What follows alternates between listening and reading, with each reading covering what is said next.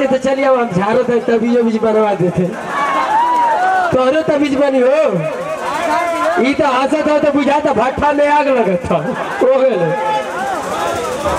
एक बार जोरदार ताली दोस्तों, जोरदार ताली हमारे बाबा खाती भैया ताबीज बनवा लिया लो जेकर मेहराज जैसे खुश ना हुई बाबा से ताबीज बनवा ले दूज बढ़ जाई भैया।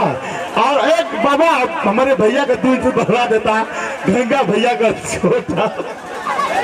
लेकिन दोस्तों चलते हैं चित्रा सदा बाहर नहीं सत्य ऑर्केस्ट्रा ग्रुप के बनत रहे हमारे भाई लोग का कहत हुआ और कुया जी थ्रेसर वाला। लेकिन सुना भैया है सुना और का गली है भाई भाई लोग का कहत हुआ लोग तू छोट ही तो के जवान बना दे।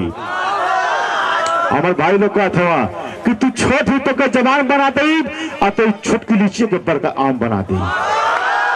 सही ना भैया ना आज चौहान परवा हमारे बड़का भैया लोग कहत हुआ कि तू छोट है तो के जवान बना दे और तो छुटकी लीची के आम बना दे। फिर उतु फुतुक मत करा मोर करे जा नहीं तो दुकानिया के बड़का आलू गोदाम बना दे। अरे क्वालिटी ना लेकिन सुना ना ना हाँ भैया का कहत हुआ कि सबको बांट रही है नंबर हमारा कब आएगा। सबको बांट रही है नंबर हमारा कब आएगा।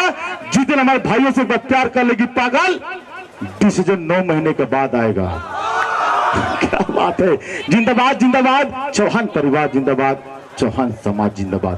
एक बार आई लव बोल देगी गुंडा गुंडा नंबर 3 आज देखा लेकिन तुम खातिर गुंडा कितना बन गया देखा। गुंडा नंबर 3 आज जोर से जे गुंडा बनी ऐसा लेकिन इज्जत लूटे के मिली। हाँ तो गुंडा नंबर 3 हमारा बड़का भैया दाढ़ी वाला पछवा पगड़ी पड़ना हमारे भैया दाढ़ी वाला है 3 हाँ 3 नंबर ऐसा तू गुंडा बनता आज गुंडा बना गुंडा बनवा तो ऐसा चल की मिलिया सर। लेकिन चलेंगे चित्रा सदा बाहर की दुनिया में बटन दबाएंगे और DD1 चैनल पर लगाएंगे और